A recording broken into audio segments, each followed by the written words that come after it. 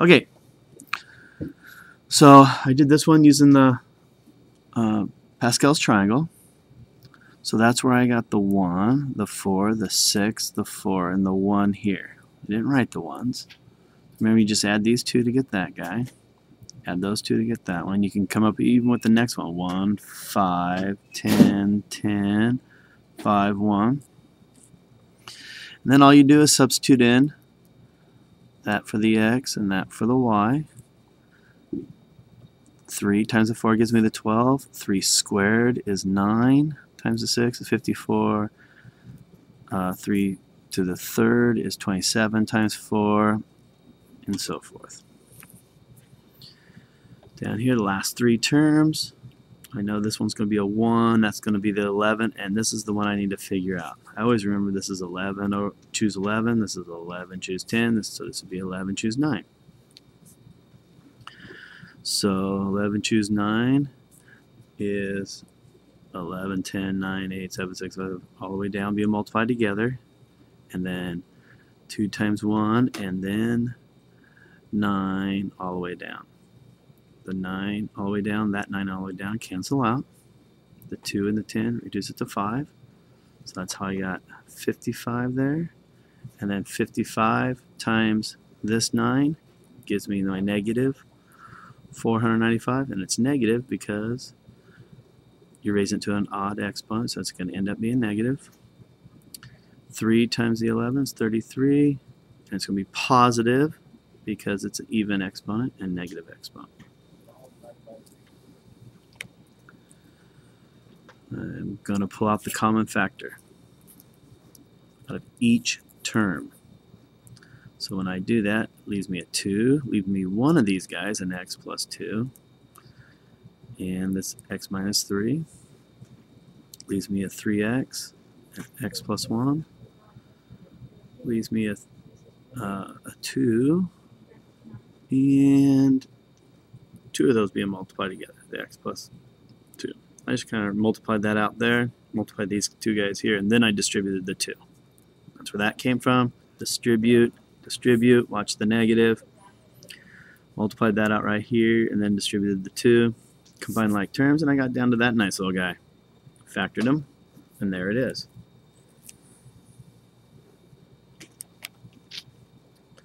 Most people did very well on this one.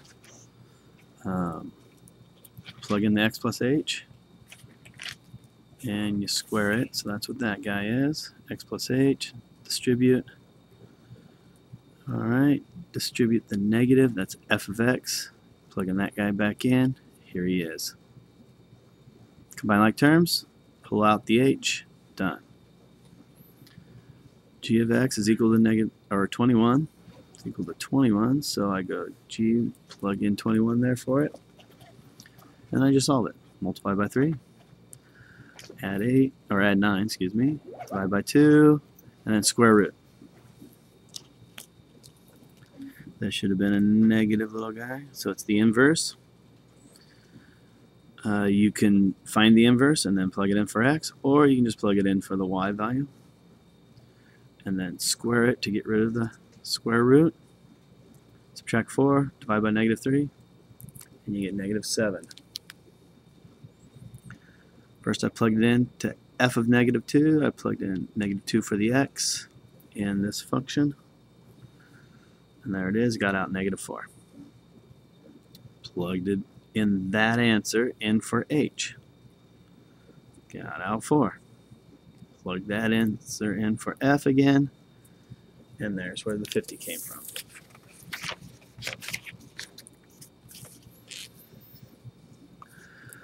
Perpendicular bisector tells me I need a midpoint. So I found the midpoint of these two guys. 7 plus negative 3 is 4, divided by 2 is 2. I'm just finding the average of them. That's right in the middle.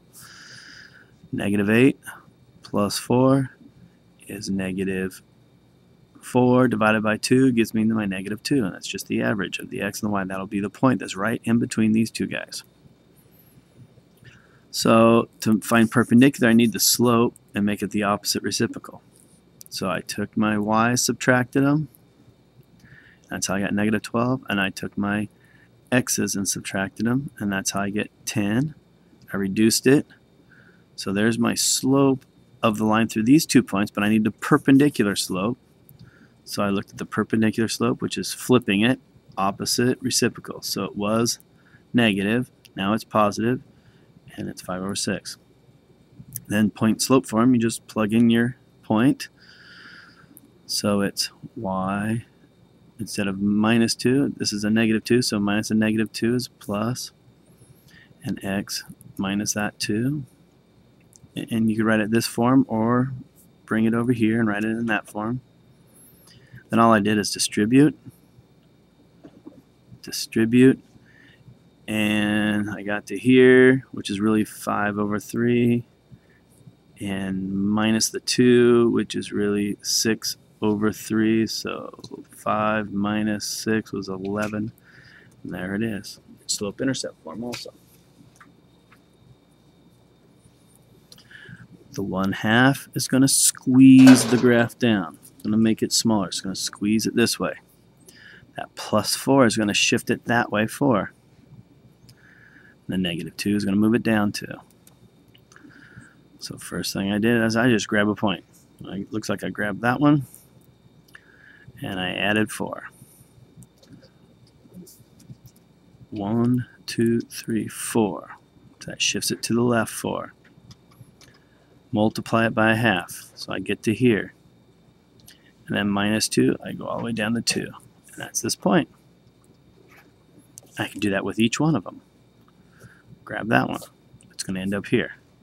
So that's right here. So if I move it to the left 4, 1, 2, 3, 4, multiply it by 1/2, boom. And then subtract 2. There it is. Alrighty, I did it all in one step. Some people do part of it and then move over to the other part.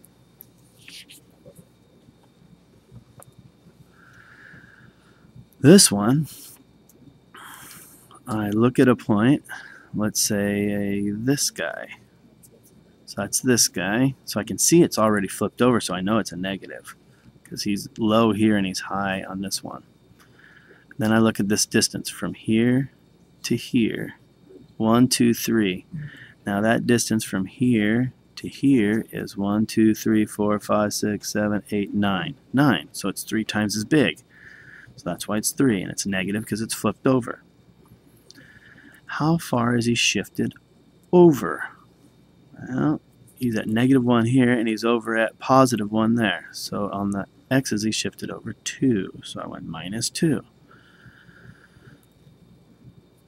So if I take this point right here and I go multiply it by -3, so he's right here. I multiply him by -3. It moves him to here.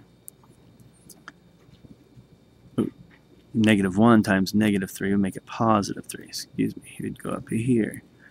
He moves over 2 for that guy, and then +3. He goes up to here. So he has to have +3 to get him all the way up to there.